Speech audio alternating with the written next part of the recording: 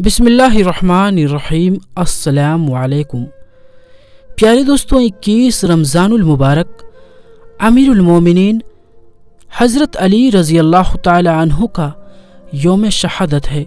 آپ کی کنیت ابو الحسن اور ابو تراب ہے اور آپ کا لقب حیدر ہے۔ آپ کی پیدائش بحیثیت نبوی سے 10 سال قبل کی ہے۔ حضرت ابو بکر، عمر اور عثمان رضی اللہ عنہم کے علاوہ صحابہ اکرام میں علی بن ابی طالب رضی اللہ تعالی عنہ سب سے افضل صحابی ہیں۔ آپ خلفائے راشدین میں سے چوتھے خلیفہ ہیں۔ آپ رضی اللہ تعالی عنہ کے خلافت کی مدت 4 سال 9 ماہ اور کچھ دن ہے۔ آپ نے بچوں میں سے سب سے پہلے اسلام قبول کیا۔ آپ نبی کریم صلی اللہ تعالی علیہ وآلہ وسلم کے حقیقی چچا زاد بھائی اور داماد تھے۔ آپ کی شہادت کا واقعہ یوں ہے کہ 3 خارجی ابن ملزم، برق بن عبداللہ اور عمر بن بکر تیمی اکٹھے ہوئے اور انہوں نے منصوبہ بنایا حضرت علی، معاویہ اور عمر بن عاص رضی اللہ تعالی عنہم کو ایک ہی رات میں قتل کر دیا جائے۔ انہوں نے اپنی طرف سے اپنی جانوں کو اللہ تعالیٰ کے ہاتھ فروخت کیا، خود کو اس حملے کا ارادہ کیا اور تلواریں زہر میں بجھا لی۔ ابن ملزم کوفہ آ کر دیگر خارج سے ملا اور خاموشی کے ساتھ مسلمانوں کے اندر رہ رہے تھے۔ اس کی ملاقات ایک حسین عورت پیتاما سے ہوئی جس کے باپ اور بھائی جنگ نہروان میں مارے گئے تھے۔ ابن ملزم اس کے حسن پر فریفتہ ہو گیا اور اس سے نکاح کا پیغام بھیجا۔ پیتاما نے نکاح کی شرط یہ رکھی کہ حضرت علی رضی اللہ تعالی عنہ کو قتل کر دیا جائے۔ ایک خارجی شبیب نے ابن ملزم کو روکا بھی اور حضرت علی رضی اللہ تعالی عنہ کی اسلام کے لیے خدمات کا حوالہ بھی دیا، لیکن ابن ملزم نے اسے قائل کر لیا۔ اس نے نہایت ہی سادہ منصوبہ بنایا اور صبح تاریکی میں چھپ کر بیٹھ گیا۔ حضرت علی رضی اللہ تعالی عنہ جب فجر کی نماز کے لیے مسجد کی طرف آ رہے تھے تو اس نے آپ پر حملہ کر کے آپ کو شدید زخمی کر دیا۔ اس کے باقی 2 ساتھی حضرت معاویہ اور عمر رضی اللہ عنہما کو شہید کرنے روانہ ہوئے تھے، ناکام رہے۔ برق بن عبداللہ جو حضرت معاویہ کو شہید کرنے گیا تھا انہیں زخمی کرنے میں کامیاب ہو گیا، لیکن انہوں نے اسے پکڑ لیا۔ حضرت عمر اس دن بیمار تھے، اس وجہ سے انہوں نے فجر کی نماز پڑھانے کے لیے خارجہ بن حذافہ رضی اللہ تعالی عنہ کو مقرر کیا تھا۔ خارجی عمر بن بکر نے عمر بن عاص کو دھوکے میں خارجہ کو شہید کر دیا۔ اس کے بعد وہ گرفتار ہوا اور مارا گیا۔ حضرت علی رضی اللہ تعالی عنہ کو وفات سے پہلے کچھ وقت مل گیا جسے آپ نے اپنے بیٹوں کو وصیت کرنے میں صرف کیا۔ جاکونی کے اس عالم میں بھی آپ نے جو باتیں ارشاد فرمائی وہ آب زر سے لکھنے کے لائق ہے۔ آپ نے حضرت حسن اور حسین رضی اللہ تعالی عنہ کو بلوایا اور ان سے فرمایا، میں تم دونوں کو اللہ سے ڈرنے کی وصیت کرتا ہوں، دنیا کے پیچھے ہرگز نہ لگنا، خواہ دنیا تم سے بغاوت ہی کیوں نہ کرتے۔ جو چیز تمہیں نہ ملے اس پر نہ رونا، ہمیشہ حق کی بات کہنا، یتیموں سے شفقت کرنا، پریشان کی مدد کرنا، آخرت کی تیاری میں مصروف رہنا، ہمیشہ ظالم کے دشمن اور مظلوم کے حامی رہنا اور کتاب اللہ کے احکامات پر عمل کرتے رہنا۔ اللہ کے دین کے معاملے میں کسی ملامت کرنے والے کی ملامت سے مت گھبرانا۔ تیسرے بیٹے محمد بن حنفیہ سے فرمایا، میں نے تمہارے بھائیوں کو جو نصیحت کی تم نے بھی سن کر محفوظ کر لی، میں تمہیں بھی وہی نصیحت کرتا ہوں جو تمہارے بھائیوں کو کی ہے۔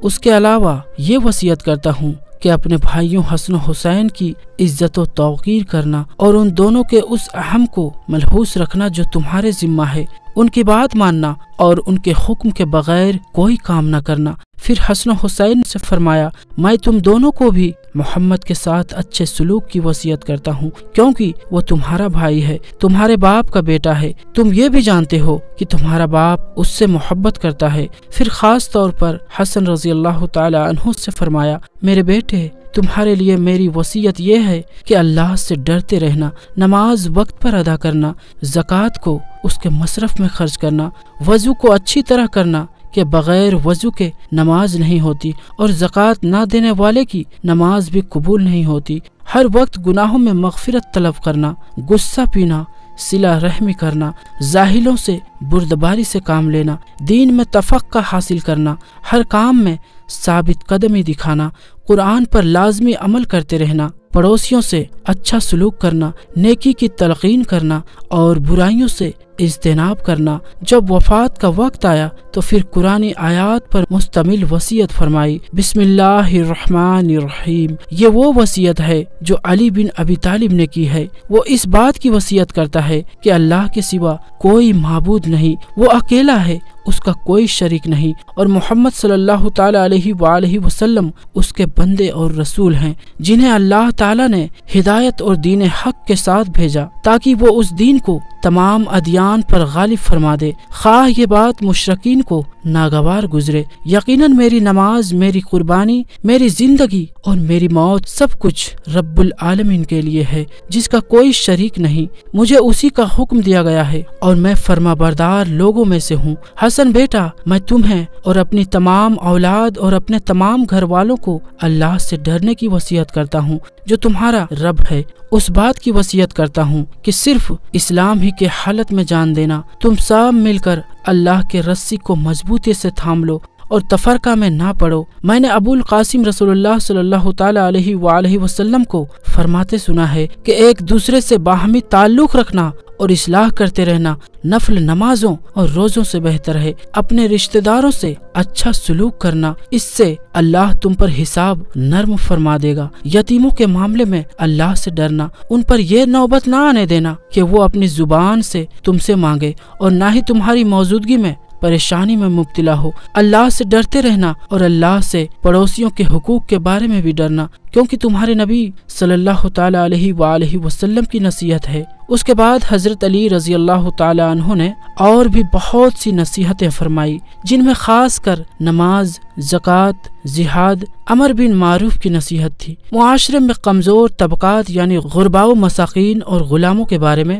خاص وصیت فرمائی، اور صحابہ اکرام رضی اللہ تعالی عنہ کے بارے میں فرمایا، تمہاری موجود ہوتے ہوئے کسی پر ظلم نہ کیا جائے۔ اپنے نبی کے صحابہ کے بارے میں اللہ سے ڈرتے رہنا، پشت دکھانے، رشتوں کو توڑنے اور تفرقہ سے بچے رہنا، نیکی اور تقوی کے معاملے میں ایک دوسرے کی مدد کرنا اور نافرمانی اور سرکشی میں کسی کی مدد نہ کرنا۔ اللہ سے ڈرتے رہنا کیونکہ اللہ سخت عذاب دینے والا ہے۔ اللہ تعالی تمہاری اہل خاندان کی حفاظت کرے جیسے اس نے تمہارے نبی کریم صلی اللہ تعالی علیہ وآلہ وسلم کی حفاظت فرمائی تھی۔ میں تمہیں اللہ کے سپرد کرتا ہوں اور تم پر سلام اور اللہ کے رحمت بھیجتا ہوں۔ حضرت علی رضی اللہ تعالی عنہ کی وصیتیں ایسی تھی کہ پڑھنے اور سننے والوں کے دل بھر آتا تھا۔ آپ نے حضرت حسن رضی اللہ تعالی عنہ کو خاص کر اس بات کی تلقین فرمائی کہ صحابہ اکرام کو ساتھ میں لے جایا جائے، ان سے تفرقہ پیدا نہ کیا جائے اور انہی کے ساتھ رہا جائے،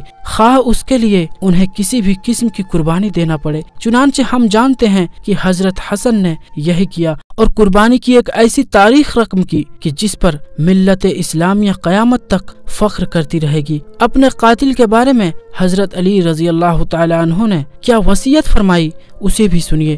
بنو عبد المطلب، کہیں تم میری وجہ سے مسلمانوں کے خون نہ بہا دینا اور یہ کہتے نہ پھرنا کہ امیر المومنین قتل کر دیے گئے ہیں تو ہم ان کا انتقام لے رہے ہیں، سوائے میرے قاتل کے کسی کو قتل نہ کرنا۔ حسن، اگر میں اس کے وار سے مر جاؤں تو قاتل کو بھی ایک ہی وار میں ختم کرنا، کیونکہ ایک وار کے بدلے میں ایک وار ہی ہونا چاہیے، اس کی لاش کو بگاڑنا نہیں، چونکہ میں نے یہ رسول اللہ صلی اللہ تعالی علیہ وآلہ وسلم کو فرماتے سنا ہے کہ تم لوگ مسلح سے بچو، خواہ وہ باولے کتے کا ہی کیوں نہ ہو۔ حضرت علی رضی اللہ تعالی عنہ کے شہادت کے بعد حضرت حسن رضی اللہ تعالی عنہ نے ابن ملزم کو طلب کیا تو اس نے آپ کو ایک آفر کی کہ آپ مجھے ایک اچھا کام کرنے دیں گے، وہ یہ کہ میں نے اللہ سے یہ عہد کیا تھا اور میں اسے ضرور پورا کرنا چاہتا ہوں۔ وہ عہد میں نے حتیم خانہ کعبہ کے قریب کیا تھا کہ میں علی اور معاویہ دونوں کو ہی ضرور قتل کروں گا یا خود